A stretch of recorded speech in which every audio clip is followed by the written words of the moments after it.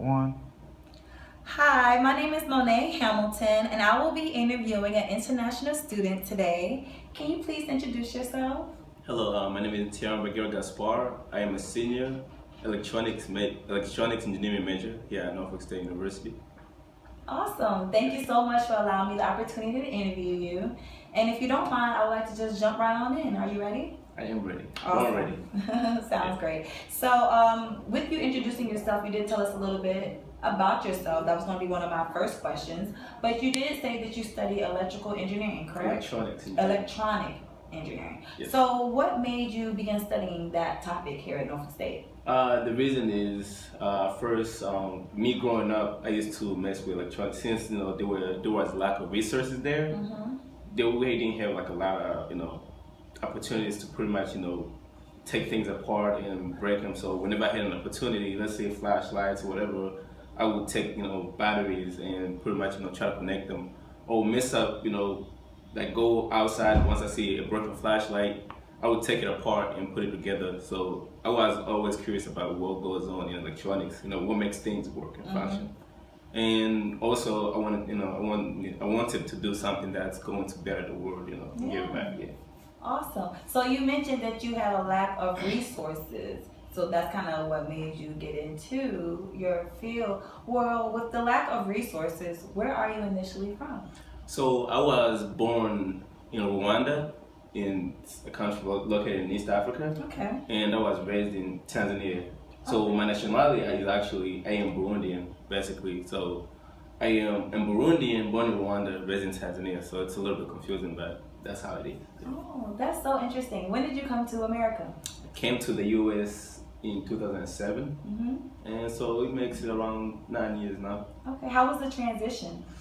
The transition was a little bit tough due to that, I was, pretty much transitioning to a new culture and, different food. And so it was hard. And also one of the hardest part was to pretty much, learn the language. Right. When I came here, I actually didn't speak no English. So I had to start from ABCs, from pretty much, the alphabet and went up. So it was really hard since I was, pretty much starting from scratch. And, it was a little bit scary, but, I'm surviving. That's awesome. So I know this might be a little off. Can you teach me how to say something in your language? Which one is that? I just want to know how to say hello. Hello, Makuru. Makuru? Makuru. Or you can say, Jambo means hello in Swahili. Jambo. That's one of the languages I speak, yes. And you speak Swahili. What other languages do you speak? I speak Kirundi, Swahili, French, of course English. I speak a little bit of Hindi. I speak Korean as well, and a little bit of Spanish. So, I'm trying to pretty much advance my, language skills. Yes, so, yeah. Very impressive. You're very impressive. So, what do you miss most about home? My childhood. I know it wasn't, the same childhood that kids here, have, but I miss it due to that, it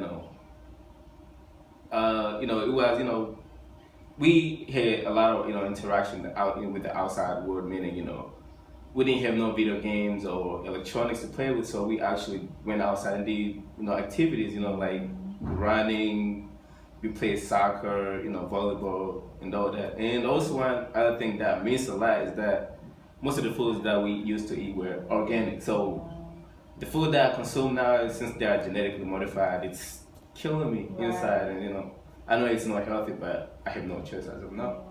That's another question that I actually wanted to ask you was how easy is it to get ingredients in the United States that you need to cook, actual foods from your home countries?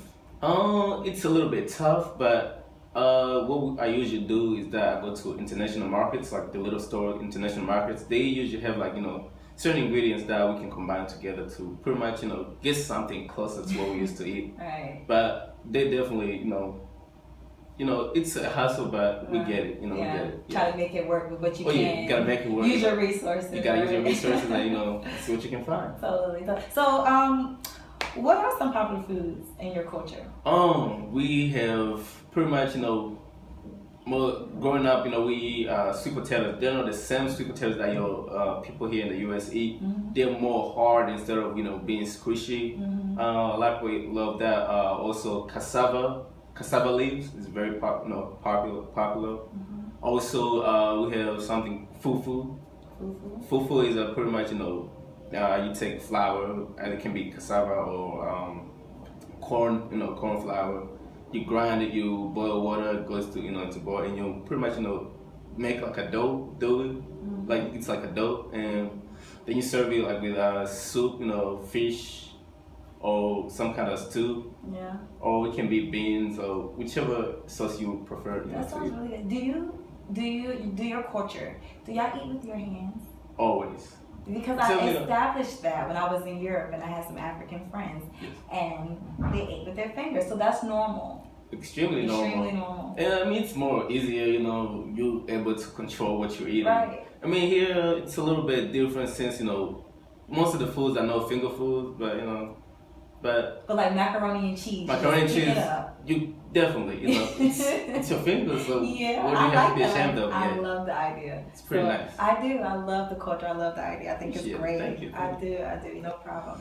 So another question I want to ask you is, what is the biggest difference that you've seen between the school systems compared to the U.S. and back at home? School system. I think the U.S., United States, school or education system is a little bit, I won't call it, it's a lot easier in a way, although, so meaning we are, of course, studying, but it's like, I'll compare my school, system back home to a private university, education system. Due to that, here, since it's a public university, a lot of people they don't pretty much put all of their heart in it. Right. And also the teaching is different, meaning some people, other students or some maybe professors, they don't put like their all in it. Due to that, it's like, okay, well, they're like, just do it, pass it, to pass by. So, but there, it's actually challenging due to that. Other professors and students do care, meaning they won't give you a grade if you didn't earn it. So, and here you get a sense of like, okay, yeah, you can go from a good professor, that's going to challenge you, or once you start from a professor that doesn't challenge you, and you keep on advancing, and you get someone who challenges you, pretty much, it takes you off, meaning, okay, well, I was used to this, but now I'm getting challenged, so what can I do? Right. And if you don't know how to pretty much transition from that, it gets a little bit difficult, and that's when, students start failing and, dropping out, and it becomes a disaster. Right. So, what do you like most about the U.S.? That's a good question. Is there something that you like about America? Yes, there is. I mean, of course, here America has a lot of resources. So pretty much, if you are bad with the laws, with the laws, you can pretty much do anything that they want to do. But once you mess it up, then it's over for you, basically. If you mess around and go to jail, coming back to your normal life is gonna be hard. And the other thing that I enjoy about it is that the resources are here. So pretty much, it doesn't matter if you want to be an engineer or whoever. With the resources provided, you can pretty much go anywhere with it. Right. But what matters is what you do between those. I know there's discrimination and what's going on nowadays. I mean, back home I never get discriminated against. But here, even when I go outside the country, to the countries that I've been at, there's the discrimination there, it does not compare to the one that we face here. So me as an African American, I'm a US citizen, it's like, most of the time as I walk in the streets, I'm scared. I'm like, what's gonna happen, Am I gonna get killed? What's gonna happen? So, that's why in the decisions that I always make, I try to make the right decisions all the time. I'm not perfect, so you never know. It can happen to anybody. Yeah, definitely. So with that being said, what do you like least? I guess you kind of summed it up, right? When you were saying how it is to walk around in the streets and you can't be comfortable, the discrimination and how you feel just being in your skin and being here and not really knowing what will happen. So here, I think, there's a lot of injustice.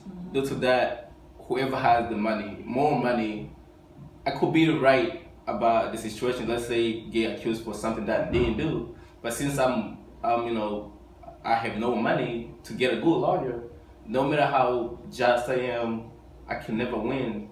They can always, pretty much they're gonna ask, okay, do you have any witnesses, this and that. They're gonna try to twist my story. So that's one of the things I don't like, meaning even people that commit crimes, let's say, for example, police brutality, right? I don't think there's people, African Americans, do anything to get them to, shot. If, so that's one other thing. I'm like, so you a man with a gun. Right. What makes you fear someone with no weapons at all? Or how do you know that individual has a gun or whatsoever? Yeah. And I don't think the first solution is just shoot an individual. And that's what I fear all the time, especially me living, downtown, it's scary. But it's a scary time. Yes. So, how do you feel about this election? I would love to ask you that. Being someone from another country and you've been here, for quite some time, and what we've been going through, and now we have our first, our 45th president, who's Donald Trump. He's going to be in office in around January, actually doing his presidential deeds. How do you personally feel about that? For me as an individual, I don't discuss politics or religion, but I can pretty much put in a little bit of input. Honestly, this election was a little bit, I guess it's no usual. It's way too different. We have someone who's experienced in politics, and we have someone who's a businessman. Mm-hmm. But at the same time, it's like one is. I won't call her a liar. Maybe whatever she did, she knows what she did. But the other one is like he has no self-control in a way, meaning he says what he pleases, and I feel like that's dangerous to the country. Meaning now that they know that his weakness, his weaknesses, they can pretty much use that against him and pretty much make the country or even take over the country. So it's a little bit scary, but. As far as a change, I know most people are not satisfied, but whoever was elected, this is Trump, right? Right. But at the same time, you never know. Although a lot of people hate him, he might be the change that this country needs. So you never know. You never know. That's what we gotta live with now. Because I think people are just tired of the same old politics. Meaning you put somebody in office, but they don't do anything about it, or even when they do it. They do it so in the manner where it's like minuscule, it's little. So there's no change in jobs. There's a lot of homelessness, unemployment. So it's he might be the change we need. Due to that, he has a good business background. Yeah, I like that. I like how you said that. So my last question I like to ask you. That's fine. Is if a friend from your country was planning to come to the United States to live, work or study, what advice would you give him or her? And if an American was thinking about working or studying and living in your country for a year, what advice would you give to him or her? So pretty much this for the length is a year, right? For both questions? Yes. So if someone from a country came to study here, the first advice I would pretty much give him is to pretty much I would tell him about the opportunities that are available here. And how he can maneuver through the process. But one thing I would recommend meaning to him is that know where you are and also be aware of your surroundings in a way. Also, how you carry yourself can determine whether you're going to start on a good foot or the wrong foot, basically. Because anything goes. They don't pretty much they don't look out. It doesn't matter where you come from as long as especially since here color is such a big issue, just gotta be careful. But at the same time, follow the the rules and the laws. Pretty much don't fight nobody. If someone's going to go study in my country, one thing that pretty much since they can sense in the future, especially if you're different, you gonna feel like you're a misfit, but they welcome everybody. Just don't be afraid. You can't show a sign of not to say don't show a sign of weakness, but it's like feel comfortable. They are welcoming people, so friendly, and you can learn a lot, way too much. Meaning even learn about your culture, or you never know. You go into Africa, so therefore you're gonna learn new customs, traditions. You might even learn a language, so it's a lot to learn from there. But at the same time, be humble. be respectful because we do value respect, you know.